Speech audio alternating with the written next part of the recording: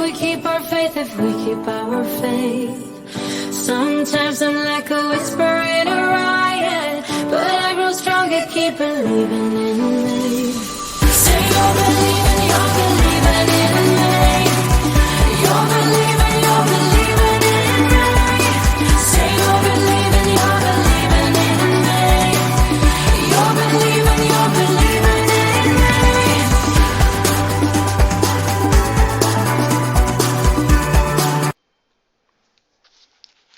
An unauthorized version, as it was in the beginning.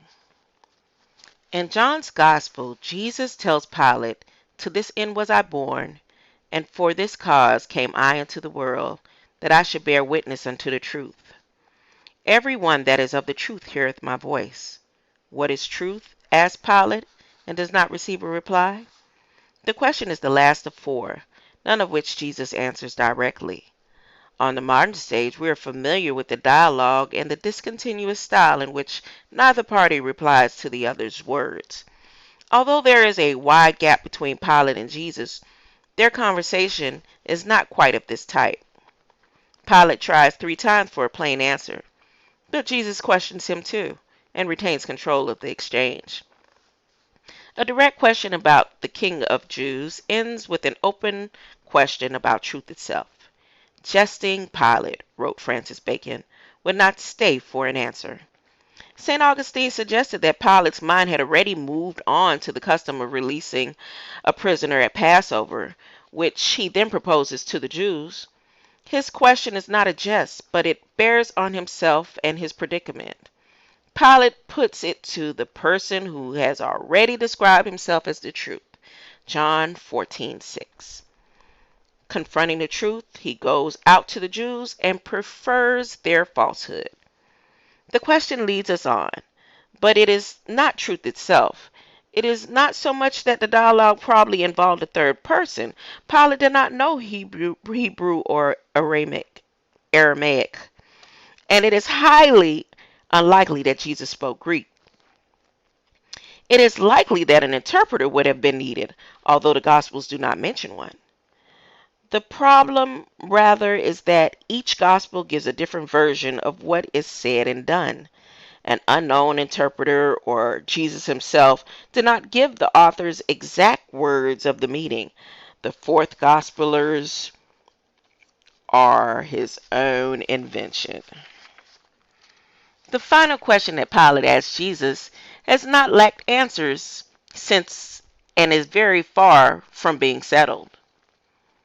Philosophers have taken it to the levels of ever-increasing subtlety, but 2 types of answers still underlie most of their arguments. On one view, truth consists of correspondence to facts, the theory of correspondence, and the other, or on another, truth consists in coherence with the general systems of belief, the theory of coherence. I intend to take Pilate's question and turn it back on the Bible itself.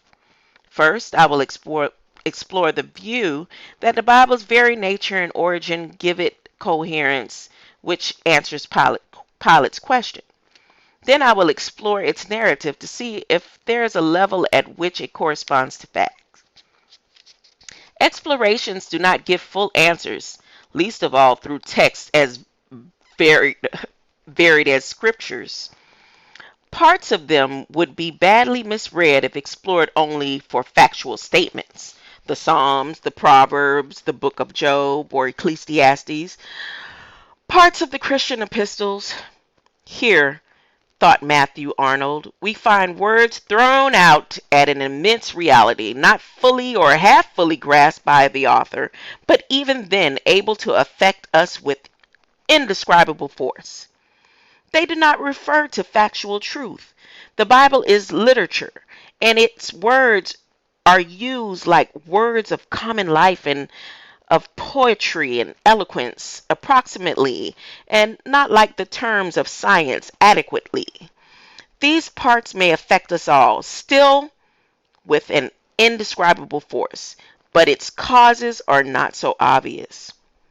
Is there an immense reality for which they are somehow straining, or is it that we enter into what we say because of how they say it, and because we can share a fellow human in what they are putting into words, or because we can share as fellow humans in what they are putting into words. For many people, an answer rests in faith. It does not depend on factual truth. With or without faith, it would be absurd to read these parts of the Bible literally, marking down each sentence for exact truth or falsehood and ignoring its metaphors and wonderfully approximate words. However, the Bible is not always a text of this type. It does also refer to events and persons from an origin of the world to its imminent end. Here, too, if often interprets what it describes. Here, too, its language can be marvelously approximate, but also it also narrates, refers, and prophesies. It therefore invites the question of truth. It is a historian that will explore it, accustomed to putting Pilate's question to written evidence from the distant past. Hebrew scripture and Christian Old Testament begins with the creation of the world. Two gospels in Christian scripture, the New Testament, begin with the story of Jesus' nativity. These beginnings have their own rich histories, both a history of their origins and a history of their changing interpretations by artists and readers.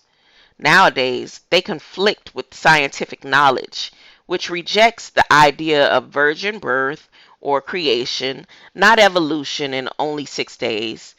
Yet, without this knowledge, they had already engaged historians and careful readers who were testing for truth's two pillars: coherence with the story and correspondence with facts outside it.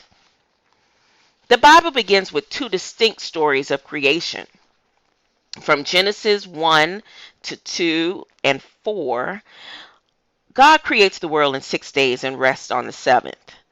By his word of command, he separates light from darkness, heaven from earth. Grass and trees emerge, sun, moon, and stars begin to shine, birds and great sea monsters begin to breed and multiply. The earth brings forth animals and creeping things. God creates human beings in his own image and divides them into man and woman. They are to be fruitful and multiply, rule over the animals, fish, and birds, and eat all the herbs, fruits, and trees of the earth. The first creation is to be vegetarian and remain so until God orders Noah in Genesis 9, 1 through 3. This text does not give a detailed account on how God did it. Like God, it moves mysteriously from the separation of light to the subsequent creation of stars, from the spirit which moves or disturbs the void to creation of man in God's image. Phases whose Hebrew meaning still not pinned down, perhaps because there's never a precise, not even to author himself. Already approximate language confronts us, thrown out into immense reality. The spirit, perhaps, is a wind, not a brooding presence poised above this void. Its movement is almost certainly like flapping of wings, according to the latest scholars. Yet it is not winged itself. It is a moving, unseen force which is left for us to emphasize as either gentle or turbulent.